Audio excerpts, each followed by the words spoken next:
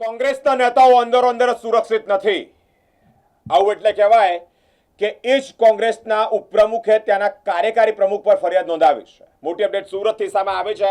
સુરત શહેર ઉપપ્રમુખ પૂર્વ કાર્યકારી પ્રમુખ પર ફરિયાદ નોંધાવી કે જે મકાન એક ફ્લેટ વેચવાના બહાને છેતરપિંડી આચરવામાં આવી હોય તેવી પોલીસ ફરિયાદ થતાની સાથે જ કોંગ્રેસમાં હાલ અત્યારે ભડકો જોવા મળ્યો છે. એટલે કે કોંગ્રેસમાં જ અંદરો અંદર કાર્યકર્તાઓ સેફ નથી.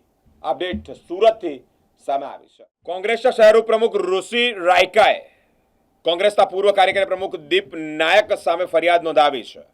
વર્ષ 2023માં ઋષિ રાયકાના ફ્લેટને ગેરકાયદેસર રીતે દીપ નાયક દ્વારા ત્રાહિત પક્ષને વેચી છેતરપિંડી આચરવામાં આવી છે. અઠવા લાઇન્સનો Sundaram apartment flat number G2 ના ગેરકાયદેસર લખાણ અને ડુપ્લિકેટ શર્ટી બનાવી ત્રાહિત વ્યક્તિને વેચાણ કરી હોય તેવી અપડેટ સામે આવી છે. સંગઠનમાં સાથે જ રહેતા નેતાએ નેતા સાથે છેતરપિંડી કરી છે.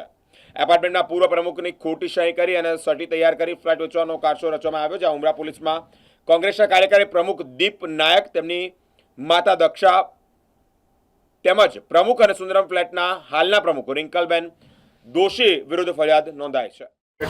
હું ઋષિ રાયકા, એડવોકેટ, સુરત શહેર ઉપપ્રમુખ, સુરત કોંગ્રેસ. 2023માં દક્ષાબેન નાયક અને દીપ નાયક, સુરત શહેર પૂર્વ કાર્યકારી પ્રમુખે મને પોતાનો એક ફ્લેટ વેચાણ આપેલો હતો. જે ફ્લેટ વેચાણ આપ્યા બાદ મને એનકેન પ્રકારે ટ્રાન્સફર ન કરી આપતા બીજાની એમની દાનત બગડેલ હતી, જેના વિરુદ્ધ મેં ખટોદરા પોલીસ સ્ટેશનમાં અરજી કરેલ હતી. જેમાં ખટોદરા પોલીસ સ્ટેશનથી તપાસ ઉમરા પોલીસ સ્ટેશનમાં આવી હતી અને ઉમરા પોલીસ સ્ટેશનમાં તપાસ કરતાં જે શેર સર્ટી મને સોંપેલું હતું તે એવું જ શેર સર્ટી બીજું બોગસ અને જૂના પ્રમુખની બોગસ સહીનું બનાવી જુદી જુદી કચેરીઓમાં રજૂ કરી ત્રાહિત પક્ષકારને દસ્તાવેજ કરી વેચાણ કરેલું હતું. જે